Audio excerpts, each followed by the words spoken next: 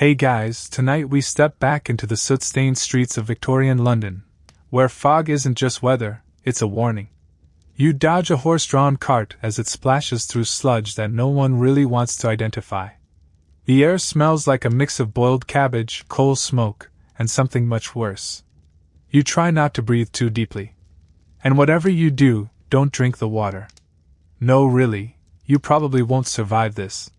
So, before you get comfortable, take a moment to like the video and subscribe, but only if you genuinely enjoy what I do here.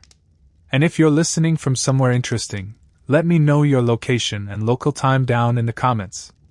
Now, dim the lights, maybe turn on a fan for that soft background hum, and let's ease into tonight's journey together. You trudge down the banks of the Thames in the summer of 1858. The river isn't glistening in the moonlight. It's gurgling, heaving with filth, and steaming up a stench so potent it's earned the nickname, the Great Stink. The kind of stink that makes your eyes water before you even open the window. The kind of stink that halts Parliament mid-session. And no, that's not hyperbole. Actual records show MPs fleeing the chamber, handkerchiefs over their noses like fleeing a chemical spill. But here you are, wide-eyed, wrapped in a shawl, pretending you're simply taking in the night air. Behind you, the city pulses. Gas lamps flickering, soot settling on windowsills, and whole neighborhoods living one step away from typhoid. There's a cruel sort of poetry in how the empire that claims to rule half the globe can't seem to clean its own bathroom. At the heart of the problem is London's sewer system, or rather, the catastrophic lack of one. You see, up to this point, the city's waste disposal plan has involved gravity, guesswork, and the hope that the Thames will carry everyone's secrets far, far away. Spoiler alert, it does not. Human waste, dead animals, industrial runoff, and the occasional mysteriously abandoned corset all tumble into the same foul flow. Add to that over 2 million people still relying on cesspits that overflow after every decent rainfall, and it's less. London calling, and more. London Cholera Hotline. 3 major cholera outbreaks have already shaken the city by the time you reach 1858. And yes, historians still argue whether the third one was deadlier, or just more famous for who it killed. Now imagine being a woman, a young one at that, and standing there thinking, I could fix this. Not in a Lady Macbeth. Out damned spot. Way. No, more like let me redraw the city from the ground up. Pipes. Flow. Slopes. Discharge points. Treatment. Disposal.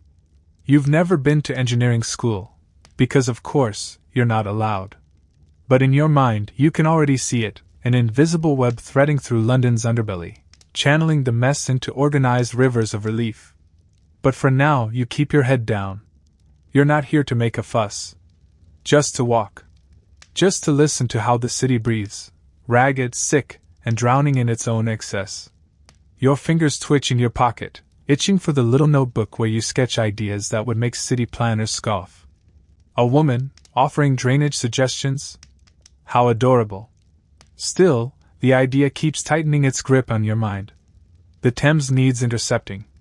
Not in a metaphorical sense, in a very real, trench-dug, pipe-laid, silt-filtered kind of way.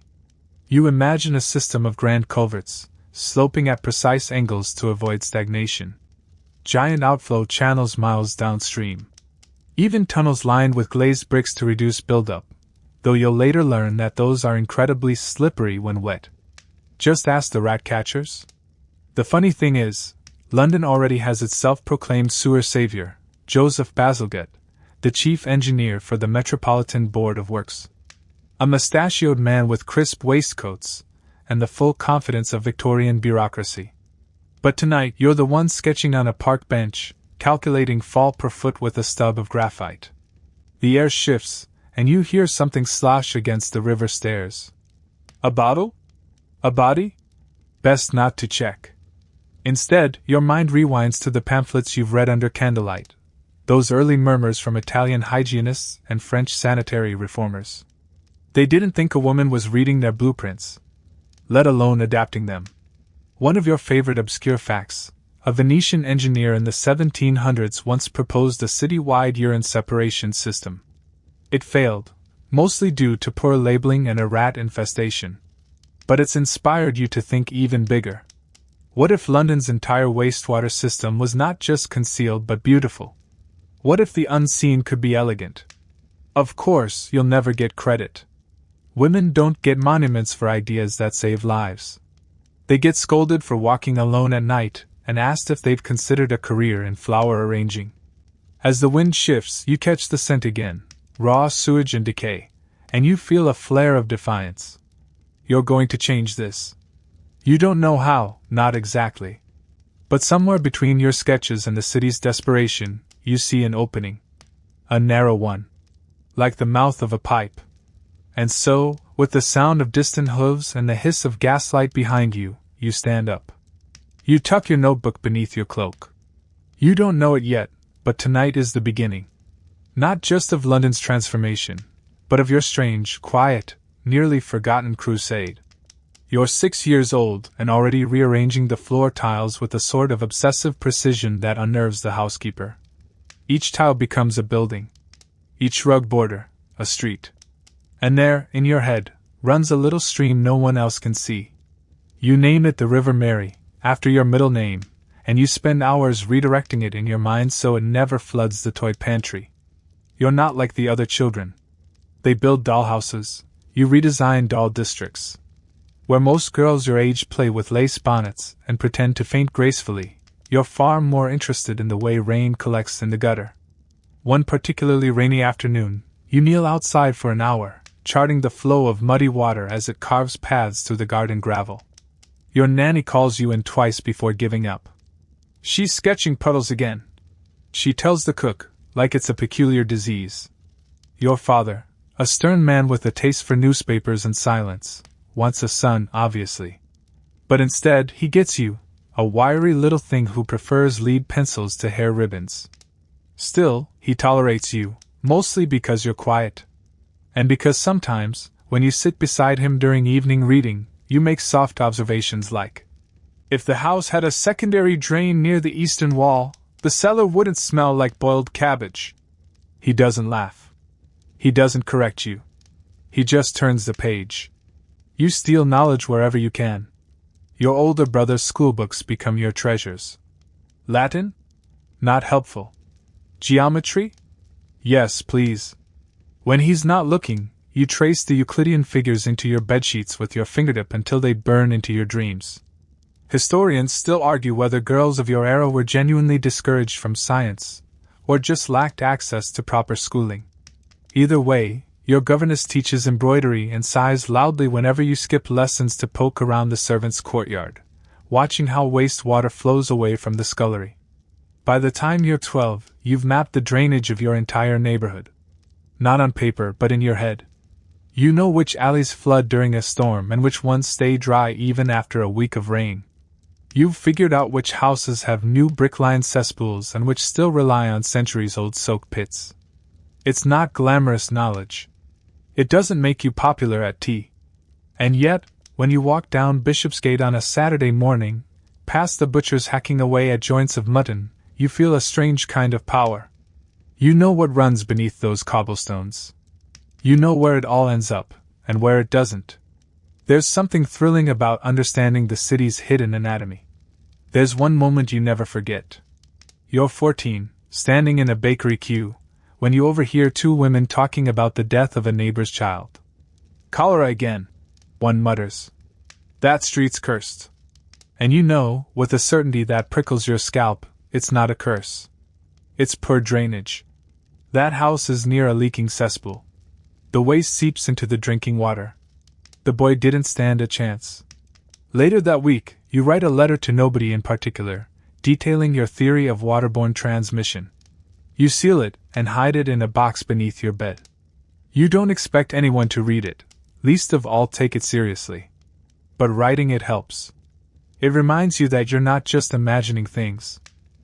One of your quirkiest habits emerges around this time. You collect discarded blueprints. You loiter near construction sites pretending to look for a lost bonnet pin, then pounce on any scraps tossed in the bins. Floor plans, drainage charts, chimney flue cross-sections, pure gold. You smooth them out on your bedroom floor at night, tracing over the lines with a stubby candle. Your mother, When she's not hosting tea for the Ladies' Temperance Society, frets that you'll ruin your eyesight. But she doesn't understand. No one does. Except perhaps old Mr. Hartley, the gardener, who once watched you reroute a leaking barrel with spare hose and a bit of clay. He called you a clever little beetle, and never mentioned it again. When you turn 16, a distant cousin gives you a curious gift, an outdated engineering primer. It's dense, full of terms you don't recognize, but within weeks you've devoured it. You teach yourself how to calculate flow rates and interpret elevation marks. Your handwriting becomes smaller, sharper, more precise. You invent symbols for dangerous backup zone and potential overflow. They become part of your private language. At night you dream of a different London, one where the waste doesn't rise into homes, where families don't die from their own plumbing. You imagine streets humming with clean water and whispering tunnels beneath, carrying filth away like clockwork. Your fantasies don't involve ballrooms or suitors. They involve aquifers and iron valves. You begin to imagine that maybe you were born for this. Not in a prophetic, stars-aligned way, but in a stubborn, ink-smudged, trenchcoat-wearing sort of way. It's not glamorous. It's certainly not ladylike. But it's real. You can feel it. By the time you're 18, your room is filled with hand-drawn maps. They crinkle underfoot, tucked beneath rugs and piled behind curtains. You've outlined sewer systems for neighborhoods that haven't even requested them. You write fake planning proposals and assign them to fictional engineers with noble-sounding names like Mr. Percy Grinstead. You even create little seals to stamp them with, because every good plan needs a flourish of drama. Nobody outside your house knows you're doing this. Not yet. But soon your quiet obsession will leak into the real world. You won't be able to help yourself. And the city, grimy, groaning, gasping, will have no idea what's coming. You're 19, and the only invitations you receive are to dances, not discussions. Your cousin Eugenia has married a solicitor. Your neighbor Florence plays harp and speaks French. And you? You've just redrawn the sewer layout for Kensington after discovering that its runoff pattern could overload the Westbourne catchment during a heavy storm. You try to explain it over tea once. Bad move. A woman next to you nearly chokes on her sponge cake. But dear, she says, dabbing at her lips. Sewers? Isn't that rather unladylike? You smile politely and nod. But in your mind you're digging tunnels. The expectations loom thick and cloying, like coal smoke in winter. By 20, you're supposed to be engaged, modest, and vaguely proficient in watercolor. The ideal woman, apparently, is both delicate and vacant, like a bone china figurine. You, however, are built like a compass, precise, unyielding, and deeply inconvenient. At night you listen to the murmured gossip of older women. Poor thing, so clever, one says of a girl who stayed unmarried. Never could settle down.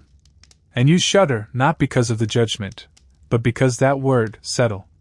You refuse to settle down, if it means letting your mind rot in a drawing room. You flirt, occasionally. It's polite. But the moment a young man begins to praise your eyes, you wish he'd praise your slope calculations instead. Once, a particularly arrogant suitor asks what you do with your time, and you answer truthfully. I diagram gravity-fed wastewater flows. He never returns. Your parents begin to worry. Your mother suggests finishing school in Switzerland. Your father, more bluntly, proposes a match with a dull but stable barrister. You feel the walls closing in. But there's a secret you're clinging to, a drawer beneath your writing desk. Inside, folded carefully, is a hand-inked design titled Proposal for the Sequential Sewerage of South London. It's 27 pages long. You've based it on real topographical data, borrowed discreetly from your uncle's surveying office. You've even calculated the cost of labor and the volume of brick needed. It's good, perhaps better than anything submitted officially in the last decade. You want to publish it. This is the moment most women yield. They marry. They stitch. They smile and nod. But you? You wrap your design in thick brown paper, scrawl a false name across the envelope. Mr. M. Hart, and mail it to a scientific journal that's never published a woman in its history. It's reckless. It's absurd. It's wonderful. Weeks pass. You try not to check the post each morning, but of course you do. On a Tuesday, while eating dry toast and pretending to care about embroidery patterns, the response arrives. Thin envelope. You open it in your lap beneath the table. 2 lines only. The design is provocative. Impractical, perhaps. And intriguing. Signed H. Marchant. Your heart hammers. You reread the word intriguing 10 times, like it's a spell. You don't know it yet, but H. Marchant is a rising civil engineer who secretly thinks London's current plans are rubbish. He also has no idea he's corresponding with a woman. He begins writing more regularly, asking Mr. Hart about modeling calculations, about pipe curvature, about riverbed erosion. You answer with diagrams, equations, and more than a little mischief. Historians still argue whether Marchant suspected the truth early on or was just truly that oblivious. What's clear is this: your fake identity is now pen pals with someone at the edge of the very world you've always dreamed of. There's just one problem: your family has decided it's time to intervene. They host a gathering. Small, private, just 20 people. But you know what it means. A showcase. A matching game. You'll be expected to smile at suitable bachelors, ask them questions about their work, and pretend to be fascinated when they explain the stock market or the virtues of a new mechanical egg beater. You dread it. But then, the night before the event, you have an idea so bold it makes your teeth buzz. You will wear your work. And so, with steady hands and a stolen hour, you hem a new petticoat with hand-drawn miniatures of your sewer sketches. Yes, really. You stitch tiny inlets and manhole symbols into the fabric with a thread so fine that no one would notice, unless they looked closely. Unless they knew. The evening is predictably awkward. One gentleman asks if you've read the Ladies' Home Almanac. Another remarks that your eyes suggest a sensitive temperament. You nearly asked him if his drainage pipe has adequate venting, but you refrain. And then, just as you're about to fake a headache, your mother introduces you to a Mr. Harold Marchant. Civil engineer. Tall. Curious eyes. You freeze. Not because of the name, but because he mentions, offhandedly, that he's recently been inspired by a rather eccentric correspondent, someone named E.M. Hart. You keep your face serene. Your heart, however, is breakdancing. You chat. Carefully. You quote your own letter to him. He frowns, amused. How strange, he says. That's exactly how Hart phrased it. You laugh lightly, change the subject, and file the moment away like a precious artifact.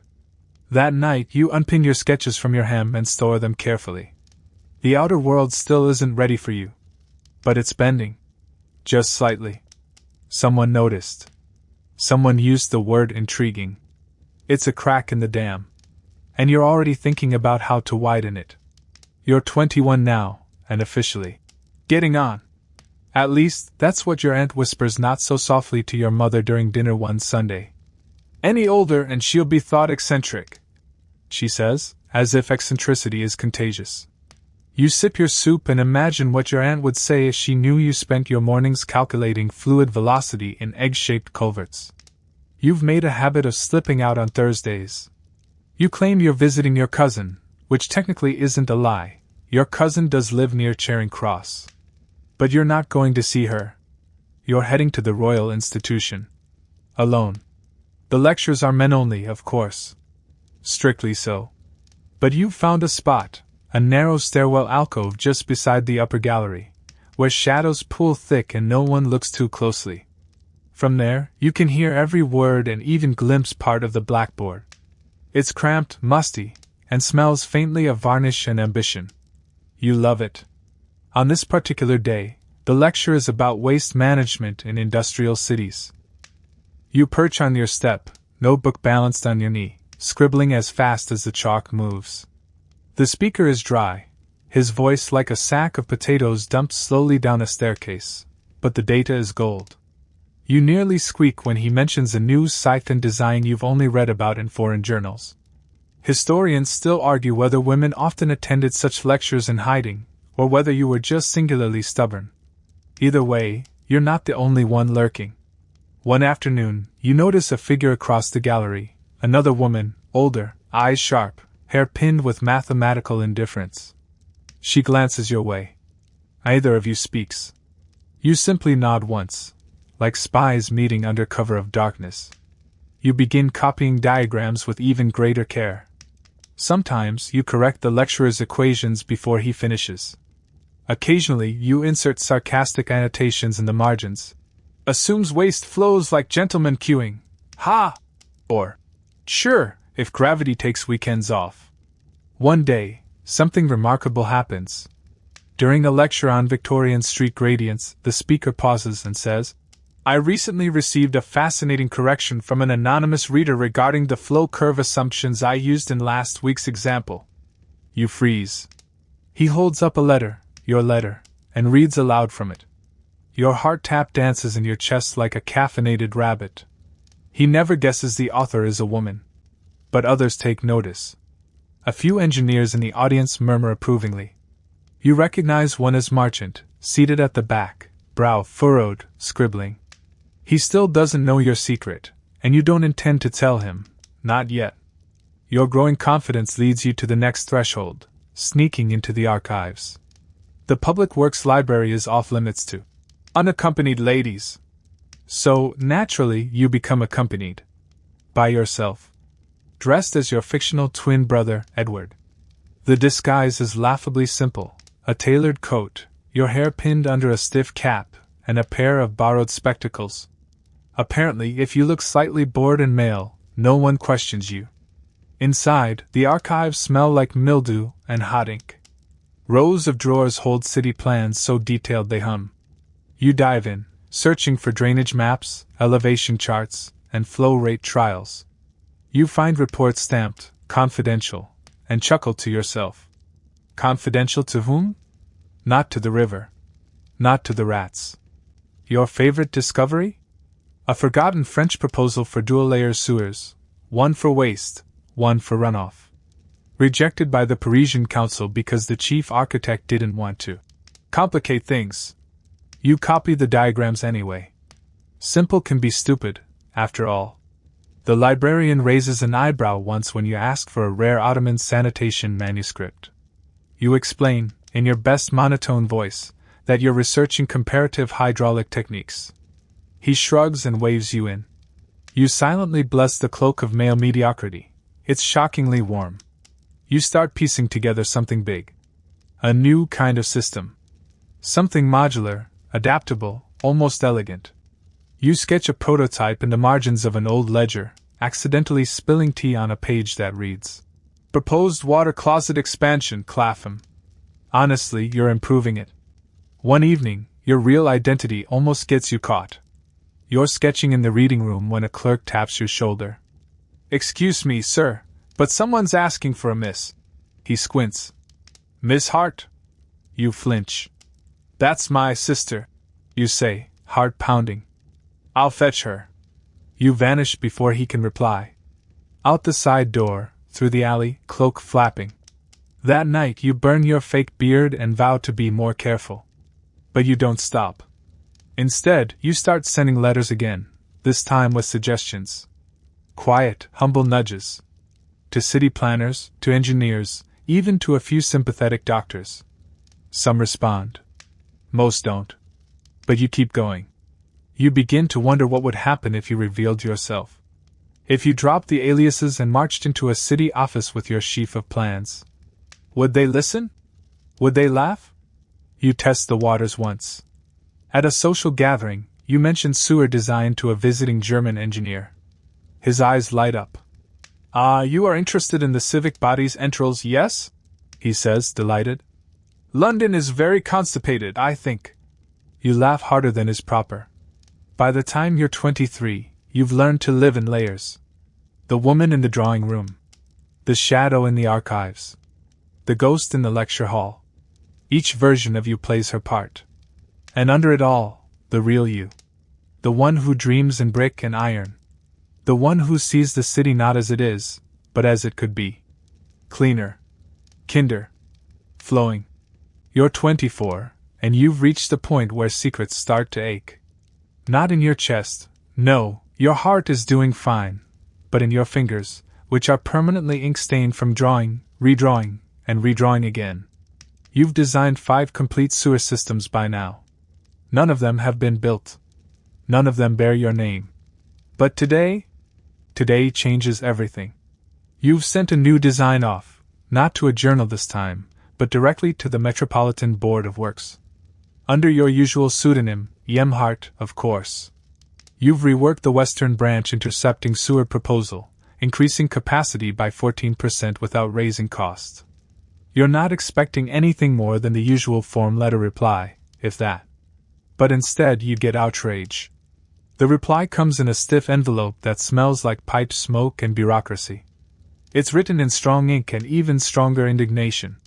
The author, an anonymous member of the board, is clearly horrified. Your criticism of the existing plan is impertinent. It begins, which is promising in its own backhanded way. The notion that a self-taught gentleman could reconfigure a system designed by trained professionals is laughable. You laugh too. Because that part's technically true. But also, you did reconfigure it. And it is better. And the best part? Tucked into the final paragraph, almost like an afterthought. Though your suggested gradients and pressure corrections are admittedly worthy of further review. There it is. Hidden in the moral panic, a reluctant nod. You send a reply. It is extremely polite, maddeningly detailed, and contains a small, infuriatingly accurate sketch of how the current overflow route in Battersea will fail during a sustained summer storm. Spoiler alert, it does. 3 years later. The next week, another letter arrives. This one, complimentary. Mr. Hart, it says, would you be open to discussing your designs with an engineering consultant on our team? You blink at it for a long time. They're inviting you in. Not officially. Not publicly. But still, inside. There's just one complication. You can't actually show up. Not as you. You're not stupid. You know how this works. The moment they find out you're a woman, the offer evaporates like warm gin in a drafty pub. So you do the unthinkable. You reply with a counteroffer. My colleague will attend in my place. He has my complete trust. You sign it. Hart. And seal it with wax. Then, for the next week you panic. Who will go in your stead? You have no colleague. No sympathetic male cousin conveniently fluent in sewage logic.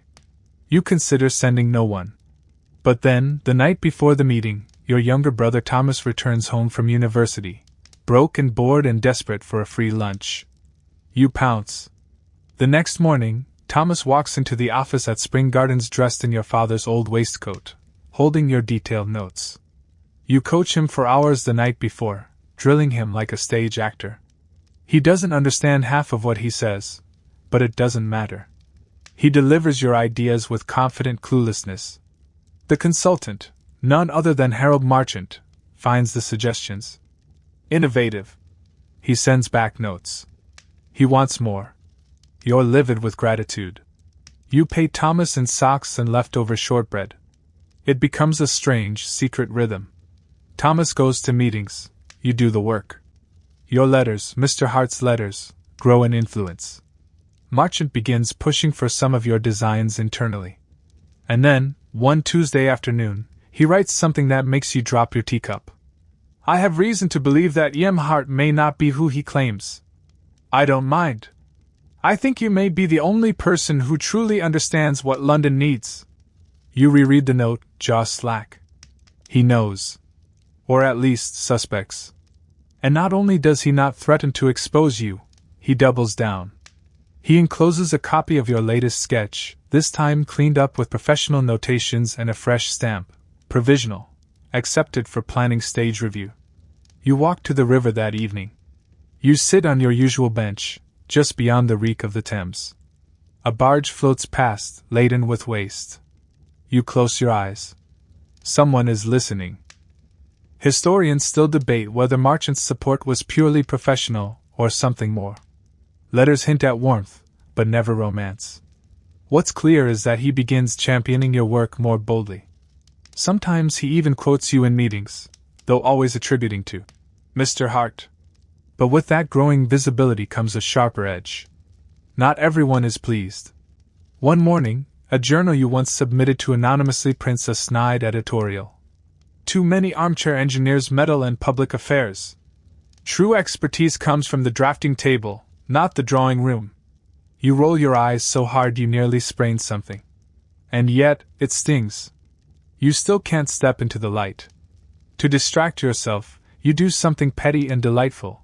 You mail that same journal a scathing rebuttal, written under the pseudonym Mrs. Mildred Manhole. You include fake footnotes. You invent a fictitious Polish sanitation method involving eels and prayer. They publish it anyway. You laugh until your ribs hurt. But when you return to your real work, you do so with even more fury. You begin drafting your most ambitious plan yet, a full redesign of London's intercepting sewer system, this time accounting for expansion. You include contingency valves, overflow redirection, even future population predictions. You write as if your name might finally appear on the masthead. You sign it Yem Hart, of course. But this time you underline it. You're 25, and your name still isn't yours. But your work? Oh, it's everywhere. In the rolled blueprints lining the committee shelves. In the revised intercepting sewer calculations quietly passed around meetings. In the red ink of notes marked, "See Hart's figures." And now, finally, in an invitation. One that makes your breath catch. We invite Mr. M. Hart to consult on upcoming modifications to the Southern Network. The problem is that Mr. M. Hart does not exist.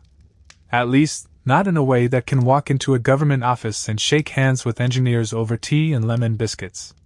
You stare at the letter for a long time, then trace the edge of it like a seam you're not sure how to unpick. Your brother Thomas, bless his wool blazer soul, refuses to stand in again. I love you, but I nearly got caught last time. I said nitrate when I meant nitrate. It was carnage. You consider backing out. Or writing some elaborate excuse. Or just setting the whole letter on fire and pretending it never came. But then, the next morning, something changes. You receive another note. Short. Scribbled. No return address. It reads, "Come anyway. Say you're here on behalf of Mr. Hart. Bring diagrams." You recognize the handwriting instantly. Marchant. And now, it's not an order. It's an opportunity. So you do the unthinkable. You sew your hair back tight. You dress in your plainest gray. You add spectacles, not to disguise, but to distract. You arrive at the back door of the Board of Works at precisely 8:55 a.m., diagrams in hand, and ask the secretary, as calmly as possible, to be announced as an assistant to Mr. M. Hart. No one looks twice. You're ushered into a side chamber, small and drafty, where you're told to wait for Mr. Marchant. You pace. You count bricks in the wall. You try not to sweat through your cuffs. When he enters, it's almost disappointing. No dramatic gasp. No scandalized, "A woman! Here! With measurements!" He just looks at you, gives the faintest smile, and says, "So, you're the one who made me redraw the Clapham flow model 3 times." You nod. "It needed redrawing." He chuckles. "It did." And just like that, the meeting begins. Marchant doesn't flinch. He refers to you as Miss Hart throughout, as if the lie was never more than a formality.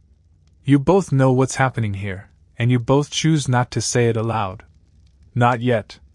You go over pressure gradients, pipe curvature, overflow release points. You suggest rerouting the Peckham branch due to unrecorded inclined shifts from settlement in the 1700s. Marchant whistles. "Did you cross-reference old church records for that?" You shrug. "And 2 burial maps." He's impressed. He should be. Historians still argue whether Marchant's behavior was brave, foolhardy, or a mixture of both. After all, endorsing a woman in a technical field could have ended his career. But instead, he slowly, and almost invisibly, creates space for you. He begins to credit Miss Hart in footnotes. He includes your diagrams and reports. Quietly. Without fanfare. Without raising flags. And so begins your ghost era, an assistant, a shadow, a whispered name in the margins. Not present at official meetings, but always referenced. Hart's assistant said the siphon curve needed tightening. Miss Hart recommends a wider culvert near Kennington. You become the wizard behind the curtain. It's a strange kind of fame. You overhear your own name mispronounced at conferences. You find your notations copied in the work of others. A rival engineer, unaware of your identity, denounces Miss Hart's pet theories. During a public panel, Marchant raises an eyebrow. Those pet theories saved Whitechapel from overflow last winter, he says. The room goes very quiet. But still, no one really knows you. Not all of you. Not publicly. At night you walk the embankments in silence, watching the city evolve. Brick by brick, pipe by pipe, the system you dreamed of is coming to life. Intercepting sewers stretching for miles. Tunnels aligned with inch-perfect precision. Pumping stations powered by steam and furious necessity. London, at last, is flushing its nightmares away. One of your quirkiest victories? A valve you designed to prevent backflow in sloped areas prone to pressure buildup. The original draft included it, but later revisions removed it. For budget reasons. You resubmitted anonymously, accompanied by a fabricated anecdote about a Scottish town that flooded with waste due to a similar omission. No one checks if the town exists. They add the valve back in. And then, your greatest test yet. A contractor on the south side begins altering your pipe angles to cut costs. You're not in the meetings. You're not real enough to protest. But you find out. You calculate the risk. It's catastrophic. During a routine inspection, Marchant, accidentally, drops your revised version of the plan in front of the head surveyor. Oh, that? He says. Miss Hart ran the pressure again. Thought you'd want to see it. They grudgingly reverse the changes. You never get thanked. You don't need to. The city flows cleanly, and that's enough, for now. Still, you keep the letter. The one that said, "We invite Mr. E.M. Hart." You fold it carefully. Store it in your drawer. A reminder of what they think you have to be, and what you've already become. You're 26, and you're about to climb into the underworld. Officially, you're accompanying an engineer on a routine inspection. Unofficially, you're finally seeing the thing you've been designing for years. The London sewer system, your sewer system, is being born, brick by brick, tunnel by tunnel, beneath the muddy skin of the city. And tonight, you're going underground. They fit you with a borrowed oilskin coat 2 sizes too big and boots that slosh when you walk. You tie your hair back and smear a bit of soot on your cheeks, not for disguise but to keep from standing out. You need to look like one of the lads. Someone they won't question. The entrance is through a trapdoor near Bermondsey, hidden behind a coal shed and a stack of wooden barrels that look like they've been fermenting since the Romans left. The foreman gives you a glance, just a flick of the eyes, but then shrugs. You're with Marchant. That's enough. The moment you descend, the air changes. The city's surface falls away, muffled. The stink hits first, raw, thick, mineral and organic, like wet iron and old meat. You try not to gag. One of the men hands you a scarf. "New, are ya?" he asks, grinning with 3 teeth. You nod. "Just passing through." You mumble. The tunnel curves downward, lit by hanging lanterns that barely hold back the dark. Each step echoes. Water trickles somewhere below the boards, not fast, not slow, just persistent. Like the city's heartbeat. You walk carefully. One wrong step and you're in the slurry. Worse, you could hit a gas pocket. Methane doesn't care how brilliant your gradient calculations are.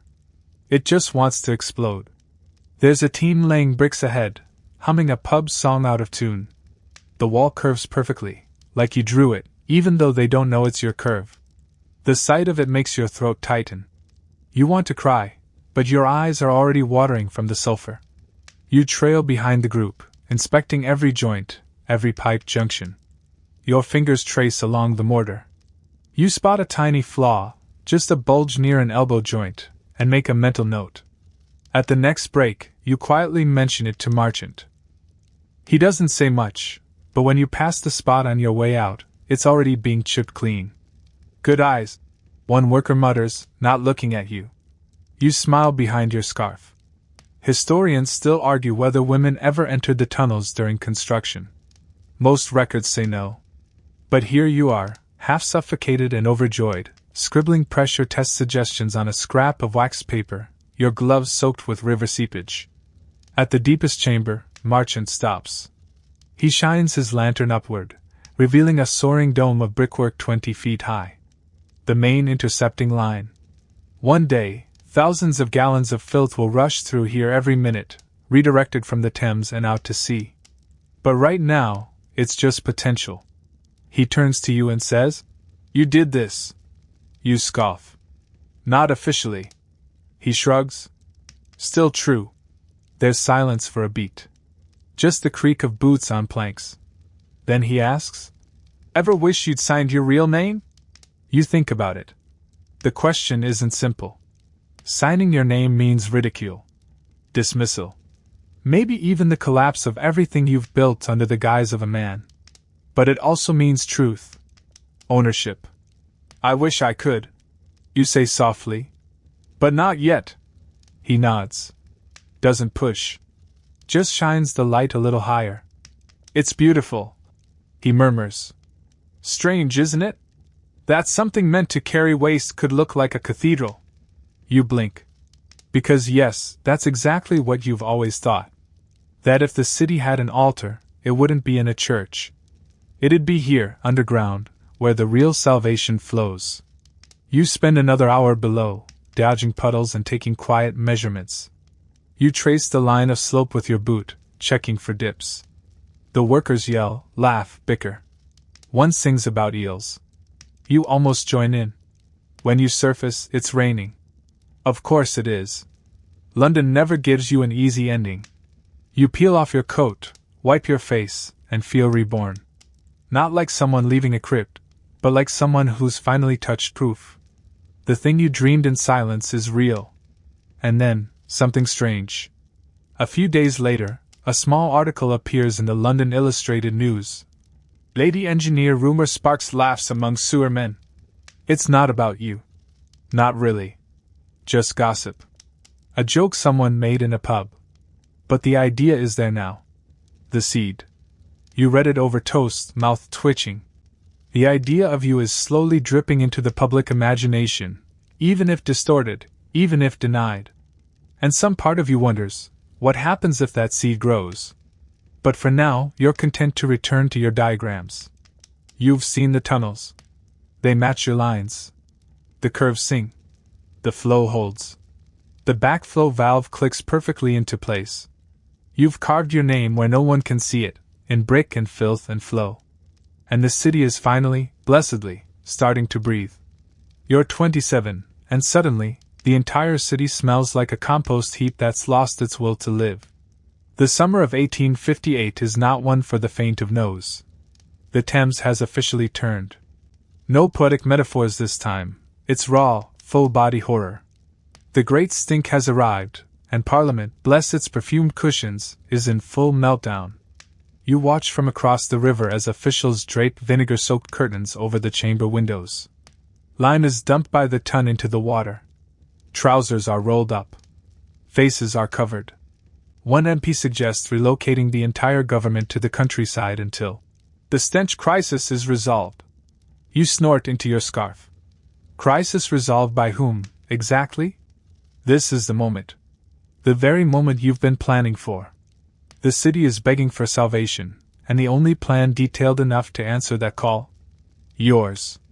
Okay, technically it's Marchant's now, at least on paper. But you know better. You wrote every curve, calculated every overflow gradient, even optimized the curvature around the Chelsea Bend to accommodate barge traffic. Your work is everywhere, quietly, invisibly, powerfully holding this city's intestines together. At the Board of Works, it's chaos. Proposals are being dusted off. Engineers are called back from holiday. Someone suggests that perhaps the Thames could be Covered entirely? You nearly choke. Marchant just rolls his eyes and pushes your intercepting sewer design to the front of the pile. The design is bold. 3 main intercepting sewers along the north and south banks. Pumping stations. Outfalls that lead well east of the city, where the smell can bother the fish instead of the politicians. All of it based on your invisible hand. Still, there's resistance. A few older engineers grumble that it's too ambitious, too expensive, too different. One likens it to attempting to train a whale to climb a staircase.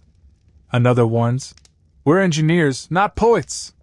You're tempted to remind him that the old sewers literally run uphill in some places, which is about as poetic as dysentery. Historians still argue whether the final push came from science, politics, or sheer nasal panic. But what's clear is this: on one particularly sweltering July afternoon, Parliament finally votes to fund the project. 15 years of rot, 3 cholera epidemics, and 1 explosive summer later, London is finally ready to flush. Construction begins at a furious pace. Bricks are ordered in the millions. Tunneling crews are trained. Whole neighborhoods brace for upheaval. And you? You become busier than ever, except no one really knows it.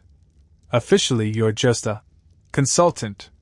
Unofficially, you're the only person keeping 3 engineering teams from accidentally building into each other's paths.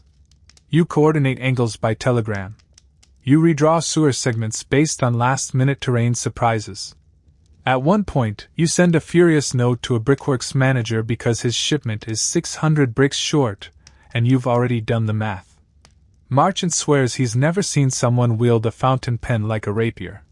You start keeping out hours, walking tunnel entrances by lantern light, checking embankment retaining walls at dawn. One morning, you're stopped by a young constable who doesn't recognize you. "Miss, this area's restricted. Engineering work." You reply deadpan, "Exactly. I am the engineering work." He lets you pass, dazed. And then, one of your favorite moments of the whole project.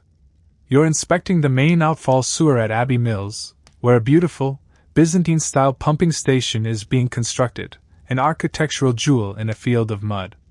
As the supervisor rambles about ventilation and masonry, you drift inside, up the scaffold steps. In the dusty upper chamber, someone's laid out your original plans. Not Marchant's redrafted version. Yours. Complete with smudges, annotations in your own handwriting, and even a small ink blot shaped like a beetle near the page corner. You stare at it for a long time. That's when it hits you, not in a triumphant fanfare way, but a quiet, soft thud. You're changing the city. For real. Right now. A girl who once rerouted puddles in the garden is now guiding an empire's bowel movement. It should feel like glory. Instead, it feels like peace. But glory? That's still reserved for others. The newspapers begin lauding the Board of Works. They print heroic sketches of London sewer kings, none of whom are you. One article calls Marchant a visionary. Another refers to the brave men who mapped the city's lowest roads. You make a quiet joke about including a brave woman with muddy boots, but no one laughs. One evening, Marchant visits with 2 bottles of beer and an uncharacteristically somber look. "You should be proud," he says. "It's working." You nod. "But I still don't exist." He winces. Then he says something that sticks. "Sometimes you don't need a name. You just need a result." You swallow hard. Easy for you to say. You get both. He doesn't argue. He just sits beside you in silence as the city's lanterns flicker through the misted window. You think of all the faces that will never know you, the families safe from cholera, the children who'll grow up without losing siblings to foul water. Your name may never be written in stone. But your design is buried in every tunnel, locked in every valve, flowing beneath every street. London can't see you. But it owes you everything. You're 28, and you're starting to perfect the art of being invisible at precisely the right time. The city roars above you, noisy, smoky, proud, but the real heartbeat now lies below. The intercepting sewers are taking form, a vast web of tunnels deeper than most Londoners will ever go, engineered with surgical precision. Your precision. Each day brings a new set of problems, and each night you solve them, sometimes in person, often through carefully ghostwritten memos initialed by EH. The initials now float around city offices like stray fog. Nobody asks what they stand for. Not because they know the truth, but because they assume it's just another bloke. Today, you're reviewing a pipe curvature survey when Marchant bursts in with a grin so wide it looks unnatural on his usually austere face. They're building it, he says. Exactly to the design. No edits this time. You blink. Which section? Southside interceptor. Your original gradient. Your valve spacing. For a moment you don't speak. Not out of modesty, but because your entire brain has turned to warm treacle.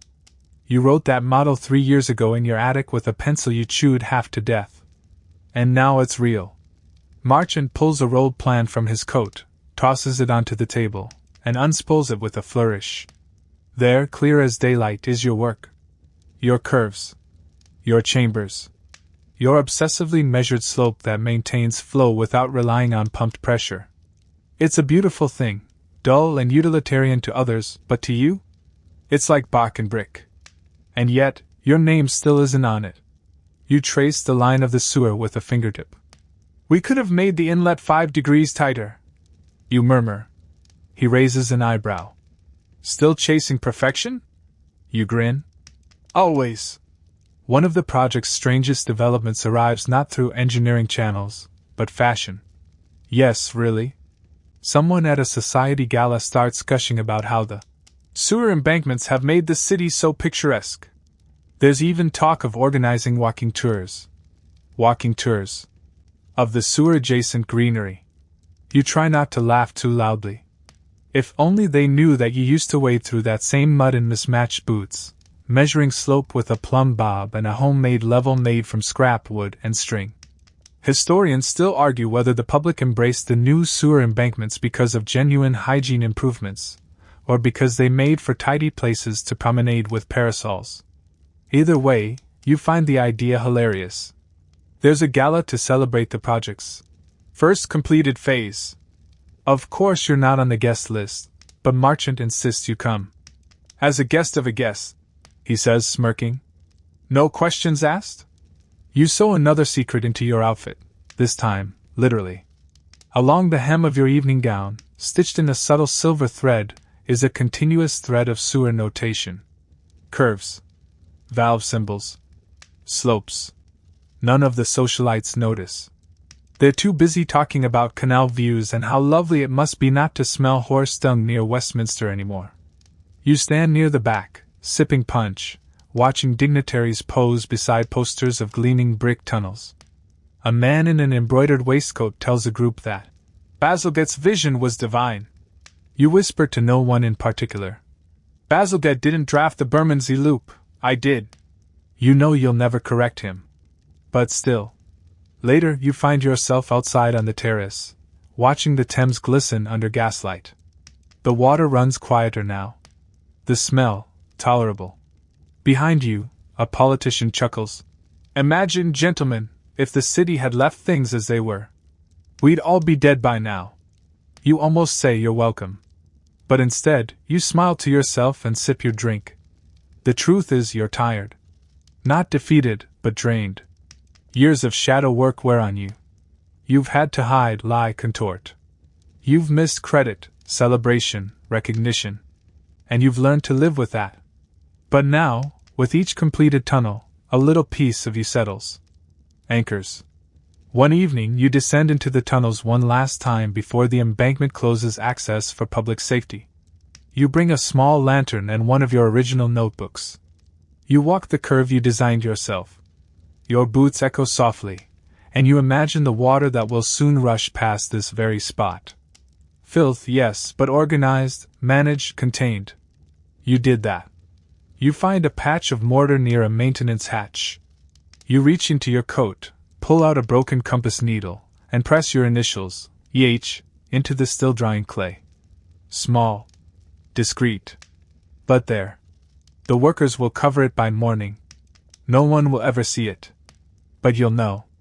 And maybe, Just maybe, one day, someone else will too. You're 29, and society's forgotten how to look at you properly. You're unmarried, strike 1. Frequently seen walking alone, coat smudged, boots muddy, strike 2. And worst of all, you appear entirely unbothered by either. That's strike 3, apparently in a world where decorum is currency and women must apologize for having elbows. But you've found an unexpected armor in being strange. People stop asking you intrusive questions.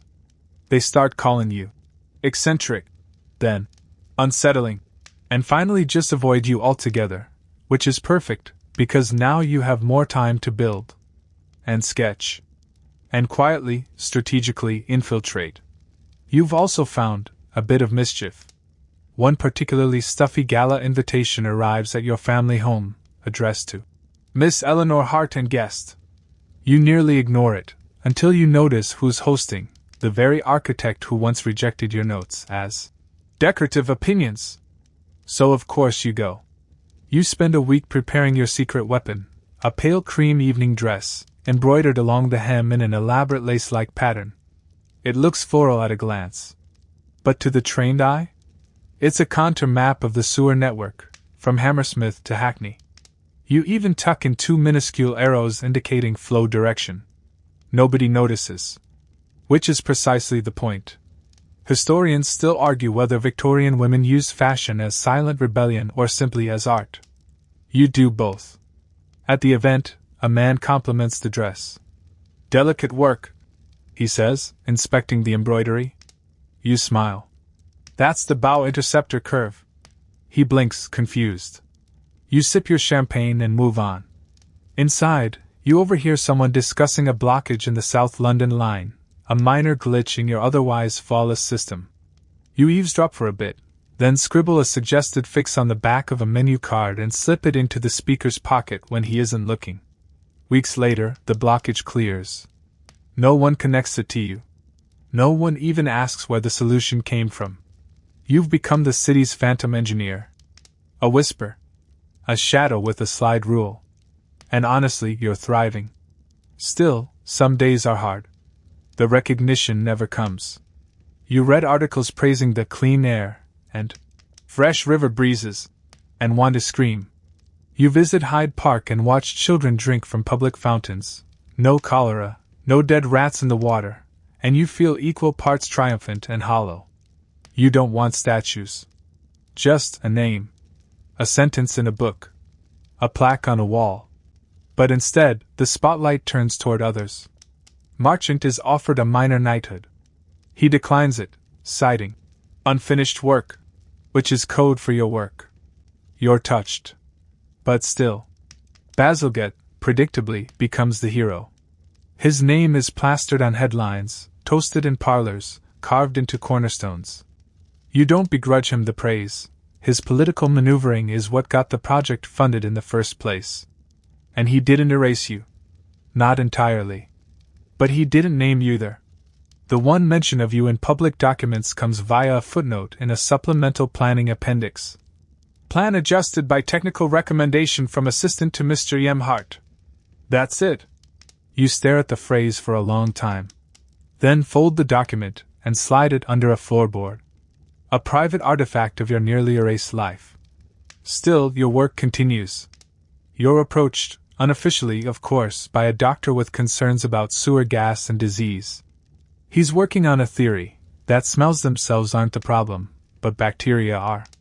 You nod. You knew. You knew before the word microbe even made it into polite conversation. He asks for help designing ventilation for hospital waste systems. You send him a diagram the next day, unsigned. A month later, he publishes a paper with a section mysteriously titled, Ventilation Solution A. You walk the city one evening and see workers installing iron grills using your specifications. You smile. One day, you receive a letter that makes you pause.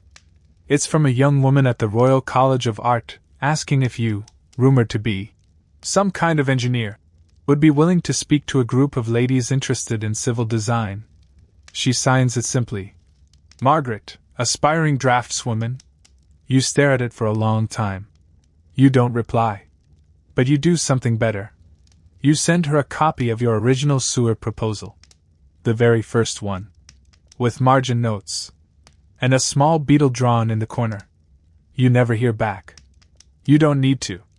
Because maybe, just maybe, the next girl with a contour map in her skirts won't need to hide at all. You're 30, and you finally disappear. Not literally, though some mornings, under a fogged windowpane with a half-eaten scone and no one calling your name, it feels that way. No, this disappearance is the slow erosion kind. The kind that happens when your usefulness fades from urgency into memory, and memory into assumption. The system is nearly complete now.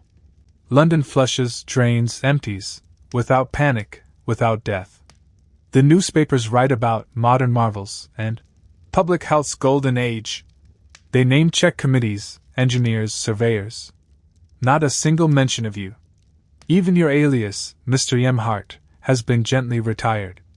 The last memo with that name was archived 6 months ago. Since then, no one's asked for updates, no one's written back. No one even questions the silence. He's gone. And with him, so are you. Your family, meanwhile, assumes you've simply grown tired of your eccentric phase. Your mother is cautiously pleased. Your father asks fewer questions. And you, well, you've learned to nod and smile and wear the right gloves to the right tees. It's peaceful. Sort of. Like living in a house you designed but were never allowed to live in. Still, there's something quietly thrilling in knowing what others don't. You walk over sewer hatches and know exactly which valve lies beneath. You cross the Victoria embankment and feel the intercepting tunnel hum below your feet. At dinner parties, you sip wine and listen to guests praise the clean air, the lack of flooding, the sudden lack of cholera, and you murmur. Imagine that, without revealing your hand. One afternoon, you overhear 2 elderly men discussing the transformation of Pimlico. It's remarkable what that Bazalgette fellow pulled off, one says, puffing his pipe. Visionary, really. He deserves a monument. You nod along, then casually drop. Yes, though I hear his assistant had quite a talent for pressure curvature. The men grunt, not understanding, and change the subject to cricket. Historians still argue whether there was ever an assistant involved at all. Some chalk up the anomalies in the original sewer blueprints to clerical coincidence. Others think Marchant's mysterious collaborator was just a composite, a convenient myth. Your name appears only once in archived correspondence, misfiled under Miscellaneous Staff, 1857. A single letter signed E. Hart is stored among invoices for brick and lamp oil. And then it happens. The final section of the sewer project is completed with a ribbon cutting, a parade of horse-drawn carriages, and the Lord Mayor saying something about innovation blooming under pressure. Marchant stands in the background, clapping politely.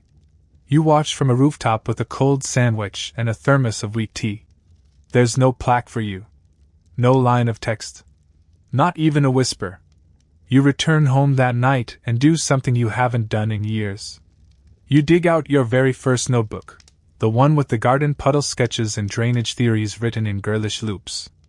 The one with dirt smudges and tea stains and a diagram titled, Pipe World for When I Grow Up.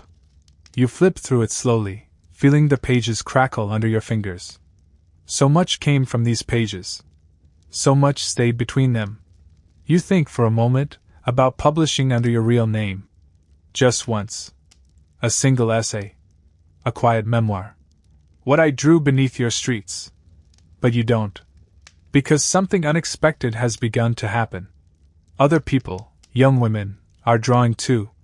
You hear of a girl from Glasgow who's apprenticing with a local builder, sketching out storm drains in her spare time. A teacher in Bath writes an article arguing that girls should be taught basic sanitary logic in school. And Marchant, still quietly subversive, slips your designs into lectures now taught at junior engineering colleges, calling them anonymous brilliance. Your voice may be gone, but your fingerprints remain. One evening you return to the spot near Bermondsey where you first descended into the tunnels. It's sealed now. The trapdoor rusted, the path fenced off. A stray cat curls on the ledge, watching the city settle into dusk. You stand there for a long time, fingers wrapped around the iron fence. You don't cry. You don't need to.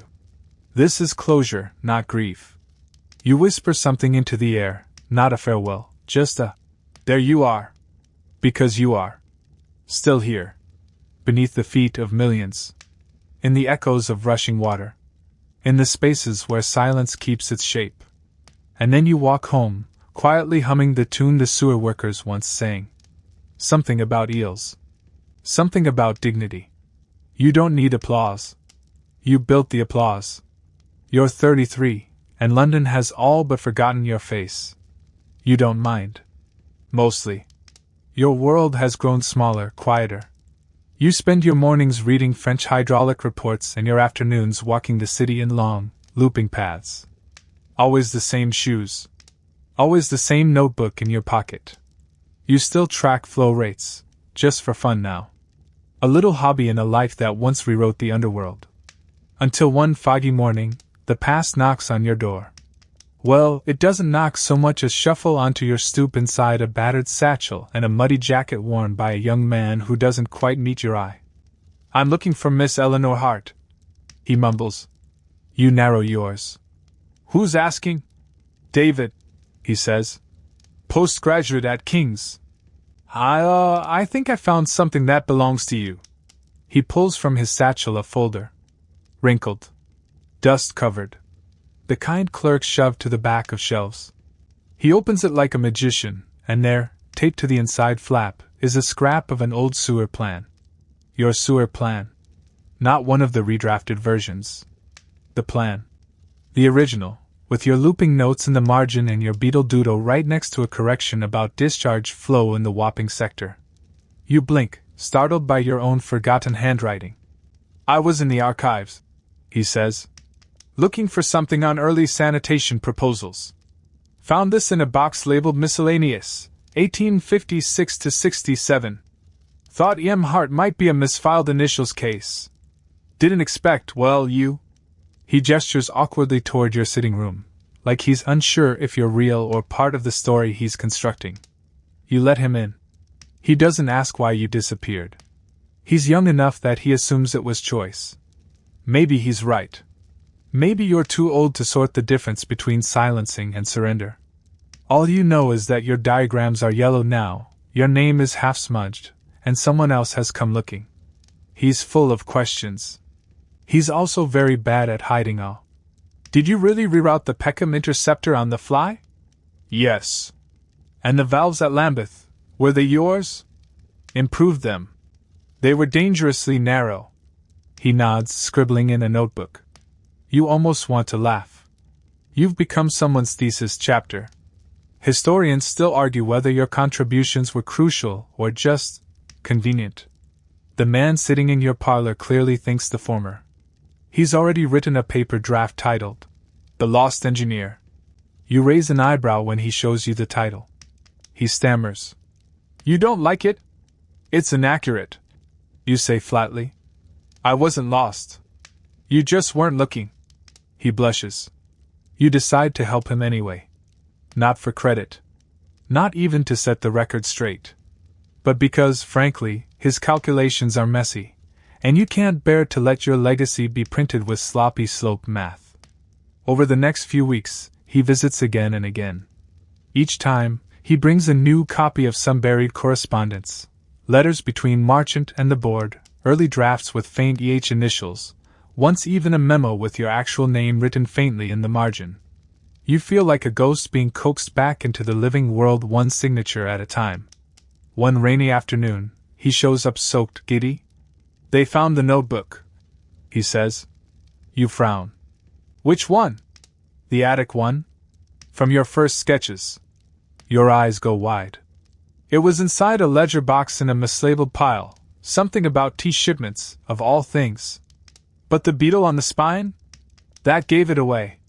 He holds it out. You take it slowly, reverently. It smells like mildew and dust and ink. Like 1852 in a bottle. You turn the pages, one by one. There are diagrams in your girlhood hand. Tiny calculations with wide spacing. Little drawings of pipes with smiley faces. And there, at the back, the phrase you'd nearly forgotten. If I can carry it away, it will stop hurting. You don't cry. Not exactly. But your throat catches, and your voice goes quiet, and for once, someone waits instead of rushing you to speak. The next month, he publishes a small article in a niche journal, Engineering Legacies Quarterly. The title is boring. The content? Meticulous. Your work, your diagrams, your initials, your hidden ink. He names you. Clearly. Without apology. And he adds a footnote. The author wishes to thank Eleanor Hart, who not only built the system beneath our city, but gave us the blueprint for unseen brilliance. It doesn't make headlines. It doesn't change the world. But it changes something. And a week later you walk by the tunnel mouth at Vauxhall, one you haven't visited in a decade. The bricks are stained, the valve rusted. But etched into the edge of the railing in small, faint script, almost scratched with a hairpin, you see your name. Eleanor Hart. Surist. It's not official. But it's real. And this time, it's not disappearing. You're 35, and the city above hums like clockwork, never once suspecting the hands turning it were yours. The streets bustle. The fountains gurgle. Rain falls and vanishes like it knows where to go. It does, of course. You taught it. London no longer notices the absence of chaos. No more overflowing cesspits, no cholera running wild, no urgent prayers to the river gods. The silence of catastrophe is, ironically, your loudest monument. And then, one unremarkable Tuesday, you receive a letter that changes everything again, though, true to your life's theme, it arrives sideways. It's from a production assistant at the BBC. A man with neat handwriting and a fondness for ellipses. He's preparing a special feature on Victorian infrastructure. A radio segment. Nothing glamorous. But, he writes, they've come across an intriguing figure, mentioned in the footnotes of a recent academic paper. A woman. An engineer. A mystery. They want to include you. Briefly. As a curious footnote. You laugh when you read it. A dry, amused laugh that startles your neighbor's cat through the window. A footnote. That's generous, actually. You debate replying. It's not that you're ungrateful. It's just, what would you say? Thank you for remembering I existed? Would you like the pressure curvature equations for the Western low-level interceptor as a party favor? You don't respond. Not right away. Instead, you tune in when the program airs. The host's voice is calm, mildly disinterested, the sort of tone used to describe chimney brushes and a great fire. He talks about Bazalgette, naturally. About progress, vision, politics. And then, right near the end, in the final 90 seconds of airtime, he says, there's some evidence that an early contributor to the design of London's sewer system may have been a woman, Eleanor Hart. Records are inconclusive. She may have worked under a male pseudonym. Her diagrams suggest a deep understanding of flow systems and gravity-fed drainage. While uncredited in public life, her work quietly shaped what many now consider one of the greatest feats of civil engineering in British history. That's it. No applause. No portrait. No dramatic music. But for the first time, on record in public, someone says your name out loud. You sit very still in your chair. Then you get up, fetch a biscuit from the tin, and take a long walk by the embankment. The air smells of diesel now. And coffee. And pigeons that refuse to be intimidated by humanity. But beneath it all, your system hums. Still strong. Still flowing. As you walk, you pass a tour group. The guide, a brisk young woman in a bright scarf, points toward the Thames and says, of course, the real story is the sewers. Completely transformed the city. You should look up the plans sometime. Some brilliant minds behind it. You smile. You almost say something. Almost. But you don't. Instead, you trail behind them for a block, listening to strangers repeat the very things you once had to whisper through aliases. They talk about the embankments, the brickwork, the tidal valves. One of them even mentions pressure ratios, albeit badly. You correct them under your breath. Old habits. That night, back home, you sit by the window with your notebook. You haven't written in weeks. But now, with the street lamp flickering through the trees and the sound of water flowing beneath your feet, you sketch a new design. It's not for London. It's not even for sewers. It's just a curiosity. A little system for irrigation, maybe. A playful draft of something elegant and simple. You label it Design Number 112, for whomever needs it next. Because someone will. Historians still argue whether you ever went public after the BBC mention. Some say you vanished into obscurity. Others believe you mentored a small circle of young women interested in civic design. There's no proof. No final interview. No dramatic reveal. But a few years later, another sewer blueprint appears in the city archives. A new district. Quietly brilliant. Labeled anonymously. But if you know what to look for, if you really know, you'll find it in the details. The flow curvature. The brick valve spacing. And in the bottom corner, hidden in the margin, a tiny beetle. Still crawling. Still working. Still hers. You're 41, and by now, most of the world assumes you've died. There are no photos of you. No proper records. Even your neighbors refer to you as that quiet widow lady with the boots. Never mind that you were never married. People assign stories to silence. It helps them sleep. But you're still here. Still walking the city at odd hours. Still watching lamplighters. Still riding the clattering omnibuses and watching water pool around the wheels when it rains. Never more than a few inches deep now, never rising into shops or homes. Your system works like a polite ghost. Today, the city honors Bazalgette. A bronze statue, erected along the embankment, just where your tunnel curves deepest. He's rendered tall, commanding, holding rolled blueprints. His mustache is more sculpted than most real men. The plaque reads, Visionary of cleanliness. Builder of salvation. You attend the ceremony in a plain coat and a hat tilted low. No one notices you. That's not surprising. But it's the speeches that catch you off guard, not because they exclude you, but because they rewrite you. A minister says, No one else could have conceived of such a system. You smile bitterly. I could name at least one. Another speaker, an historian, no less, adds, It was a solitary genius effort. Your hand tightens around your cane. Historians still argue whether this ceremony was the final erasure, or the beginning of an odd sort of resurrection.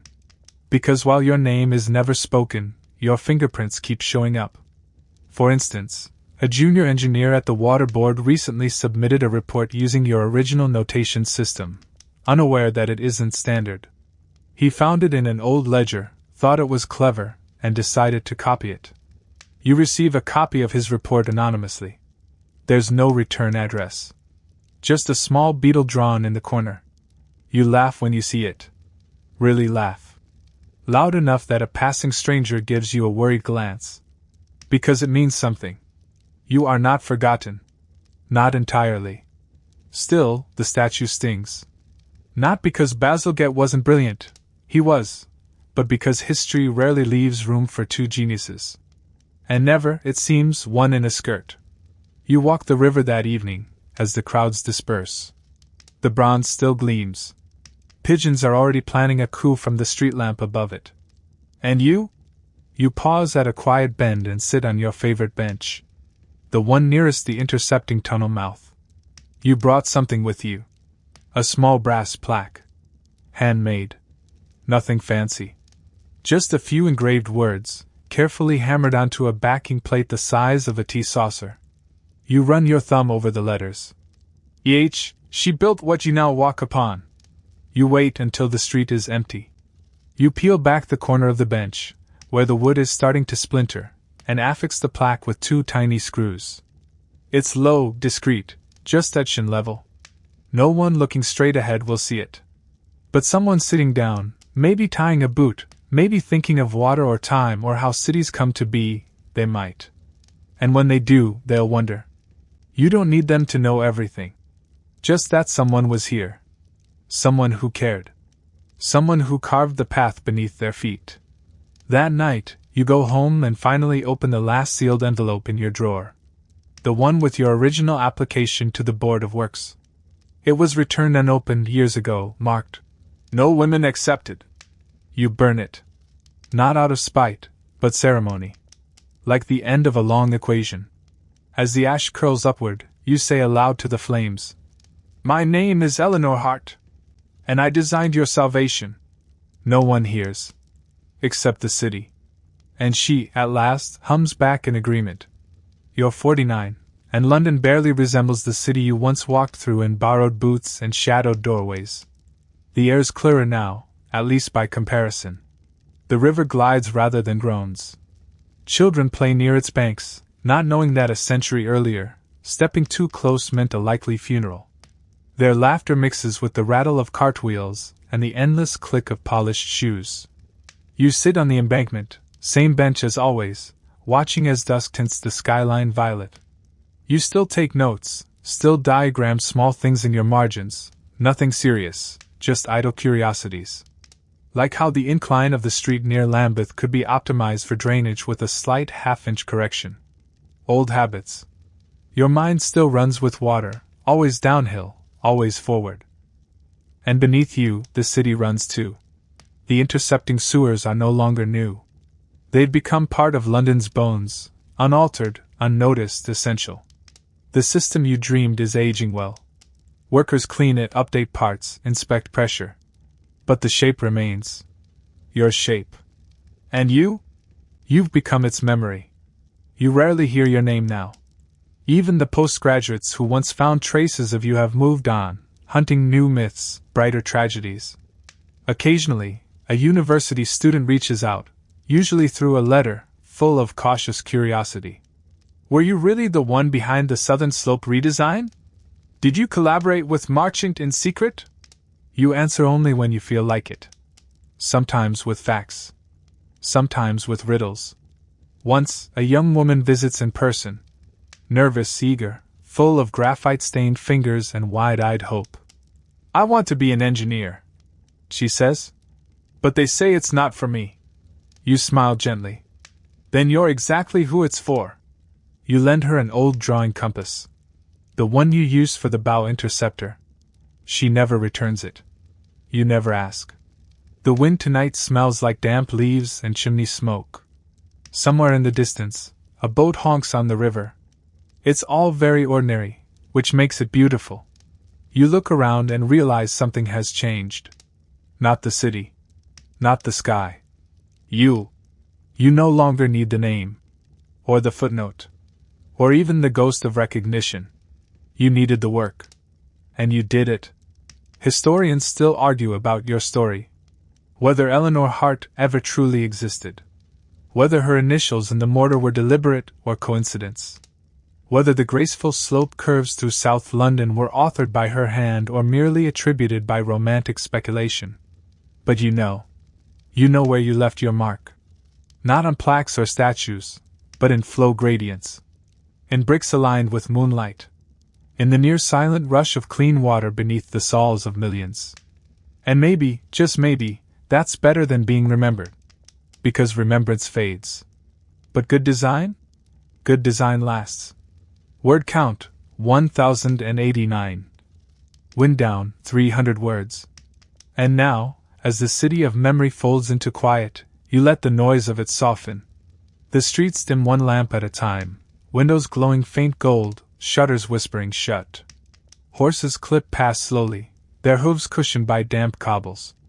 And beneath it all, far below, the sewers hum their tireless hymn, a deep, gentle echo, rolling with purpose. You sit still on your bench, your coat tucked tight, and feel the pulse of your city, not the version celebrated in statues or shouted through headlines, but the true one. The secret one. The one that flows just out of sight. The sky turns from lavender to soot. A hush settles over the embankment. You listen, not for applause, but for the tiny click of valves far underground. You know the rhythm of every pipe, every curve. They keep time like a heart. As the wind brushes your cheek, you smile, small, content unseen.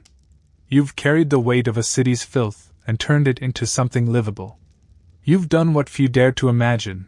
You made the unseen sacred. The undesirable, necessary. And now it's enough. You lean back. Let your eyes drift half closed. The air smells clean. The water moves smooth and sure. No legacy carved in marble. No parade. Just a bench. A whisper. And a city that will never know how close it came to drowning. Because of you.